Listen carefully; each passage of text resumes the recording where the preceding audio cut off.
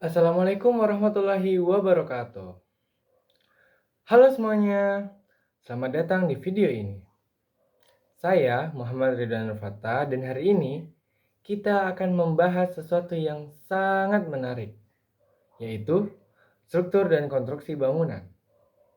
Saya akan menjelaskan beberapa konsep penting dengan cara yang sederhana dan mudah dipahami. Jadi, pastikan kalian nonton sampai habis ya.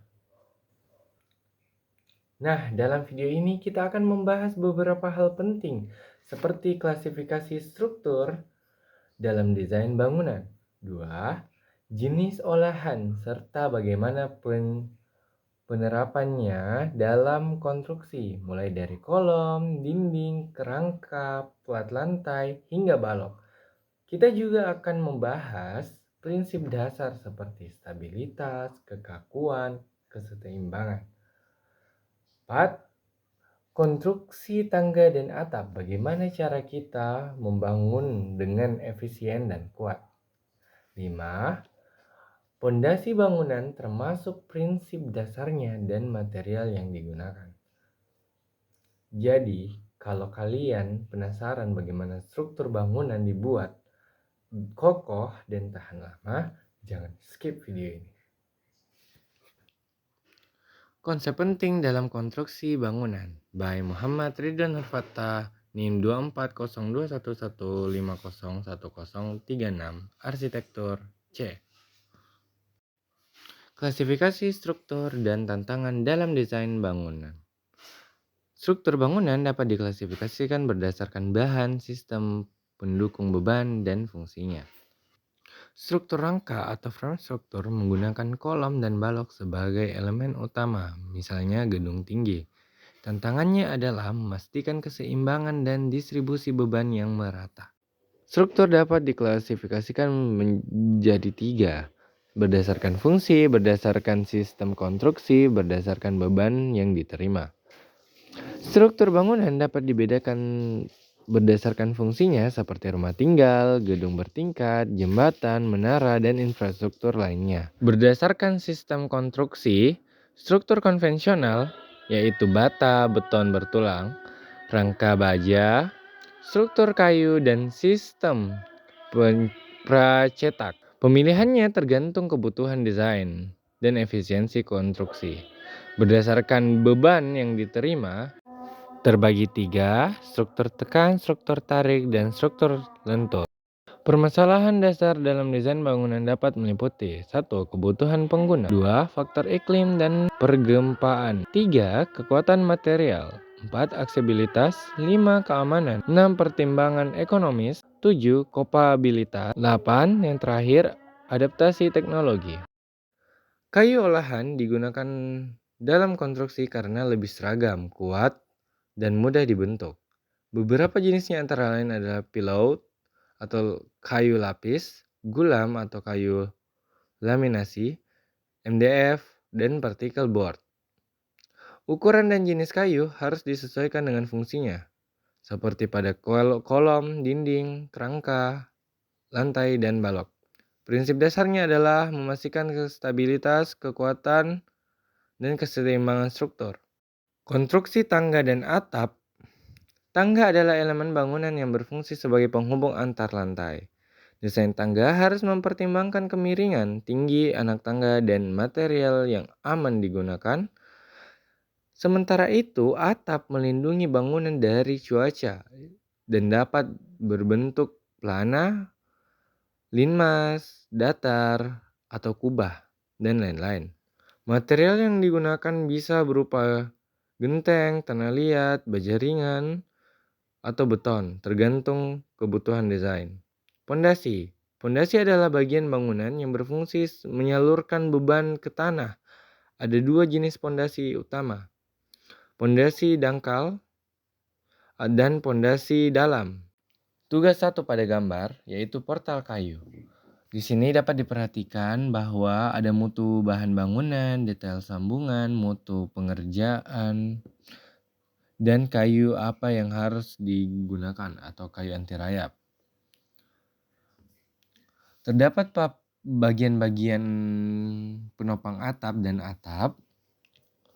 Contohnya ada papan reuter, kaki kuda-kuda, gording, kasau, sekur, tupai-tupai, balok tembok, angkur, balok kunci, balok gantung, balok kunci juga lagi, dan lesplang, plafon, dan balok tarik. Semuanya sudah ada di tugas esai yang dikumpulkan. Pada bangunan tembok batako dengan penguatan beton bertulang, terdapat pengikat namanya sengkang, minimal diameter 8 mm, tulangan kolom minimal diameter 10,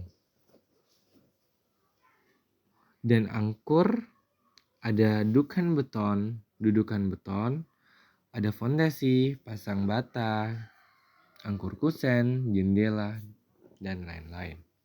Selanjutnya pada tugas kedua, model atap merupakan elemen penting dalam desain bangunan yang berfungsi untuk melindungi dari cuaca serta menambah nilai estetika. Macam-macam atap ada meliputi atap datar memiliki permukaan yang datar atau hampir saja dengan atap kemiringan untuk drainase udara. Umumnya digunakan pada bangunan yang bergaya minimalis atau komersial, dan dapat dimanfaatkan sebagai rooftop atau area tambahan. Dan macam-macam atap lainnya seperti atap standar, atap plana, atap tenda, atap perisai, ada atap menara, ada atap prisma. Komponen-komponen atap miring berbahan kayu ada 9, yaitu ada kuda-kuda, merupakan struktur utama berbentuk segitiga yang menopang beban atap. 2 ada gording, balok horizontal di atas kuda-kuda sehingga tumpuan usuk dan reng. Sebagai tumpuan usuk dan reng. 3 usuk, balok kecil di atas gording yang merayap ke reng. 4 jurai, sambungan bidang atap, yaitu jurai dalam dan ke jurai luar. Ada nok atap, bagian tertinggi yang menutupi pertemuan dua sisi atap. 6 ada lisplang. Lisplang pada yaitu papan tepi di atap untuk perlindungan dan estetika. Ada reng, kayu kecil di atas usuk sebagai atau atap ringan. 8 ada talang sebagai saluran untuk mengalirkan air hujan. 9 ada kata angin atau branding, kayu tambahan untuk memperkuat struktur. 8 jenis kayu. Pada tugas kedua ini terdapat 2 gambar. Yang gambar pertama itu adalah rangka atap dari kayu, yang kedua atap rangka dari kanalsi. Tugas ini membahas jenis-jenis sambungan kayu. Yang pertama ada sambungan kayu bibir lurus berkait. Bisa dilihat pada gambar ada tampak depan, tampak atas, tampak samping, sama gambar sudut pandang. Terus yang kedua itu ada sambungan melebar. Bisa dilihat tampak depan, tampak samping. Ya, dia kayak pipih. Dia memiliki alur udara. Dan yang ketiga itu ada sambungan memanjang, salah satunya yaitu ada tampak depannya, tampak atas, tampak samping. Ada 2, 1/2 atau sampai 3 tingginya, dan berikutnya. Ada bibir pemikul pada gambar selanjutnya. Ada sambungan bibir miring dan gambar sudut pandang miringnya. Bisa dilihat ada dada tegak, bibir lurus, penutup, memikul. Ada juga sambungan kayu takik lurus dan ada bibir lurus. Pada tugas kali ini kita diberikan 2 dena lantai 1 dan lantai 2, dan kita ditugaskan bagaimana caranya kita meletakkan tangga dengan indah dan enak juga aksesibilitas maupun estetikanya. Baik, pada tugas ini kita juga disuruh menentukan struktur tangga kayu dan tangga beton. Pada tangga kayu dan tangga beton hampir sama, cuman beberapa materialnya yang berbeda. Dan tangga sendiri terdiri dari ibu tangga, ada boardrex. Boardrex adalah salah satu plat datar di antara anak tangga, berguna untuk sebagai kesempatan orang naik dan turun.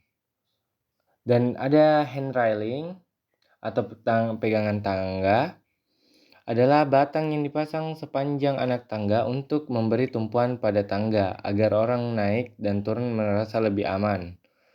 Dan tangga yang saya gunakan pada Dina ini yaitu tangga lurus atau juga tangga siku karena ada lekukannya. Adapun juga perhitungannya yaitu tinggi tanjakan ditambah dengan lebar pijakan dan sebagainya. Lebar tangga idealnya itu 120 sampai 200 cm. Lebar diambil 60 sampai 80 cm. Jika dikali 2 yang itu 120. Adapun kemiringan tangga harus dirancang dengan ideal agar membuat pengguna tangga tersebut tidak rawan atau nyaman dalam menggunakan tangga. Pada tugas ini kita disuruh merancang rumah dan dena pondasinya serta detail pondasi. Berikut, baiklah, apa sih itu pondasi? Pondasi adalah bagian struktur bangunan yang berfungsi untuk menyalurkan beban dari bangunan ke tanah. Adapun prinsip dasarnya yaitu kapasitas daya dukung tanah. Pondasi harus dibangun di atas tanah yang memiliki daya dukung yang cukup untuk menekan beban bangunan tanpa mengalami peremukan atau penyesuaian yang berlebihan. 2. Stabilitas struktur. Fondasi harus dirancang agar stabil terhadap gaya dari luar seperti beban vertikal, beban horizontal, momentum, dan sebagainya. 3. Ketahanan terhadap tekanan dan gaya geser. Fondasi harus mampu menahan tekanan akibat beban yang dibangun dan gaya geser dari penghuni untuk mengurangi atau tidak mengalami pergeseran. 4. Kedalaman fondasi yang tepat. Fondasi harus dirancang tepat untuk cukup menghindari pengaruh perubahan volume tanah akibat bentukan tanah. 5. Bahan yang sesuai dengan lingkungan. Pemilihan bahan harus sesuai dengan dipertimbangkan oleh kondisi lingkungan sekitar pada rumah tersebut. 6. Efisiensi dan ekonomi. Fondasi harus dirancang dengan mempertimbangkan biaya konstruksi bahan dan teknik yang digunakan agar efisien dan mendapatkan kualitas dan keamanan yang bagus. Macam-macam fondasi. Ada fondasi dangkal, yaitu fondasi tapak, fondasi itu, dan fondasi sumuran. Ada fondasi dalam.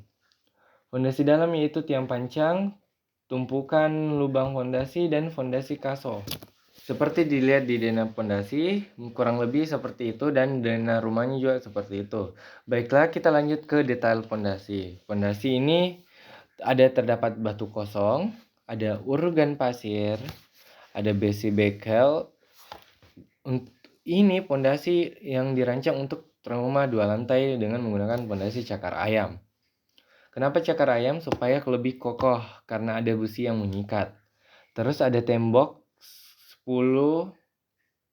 Terus ada slope, lantai keramik kosong, pasir uruk, dan pasang batu kali, uruk tanah lagi, dan lantai kerja. Lantai kerja ini adalah paling bawah untuk menaruh atau menancap cakar ayam.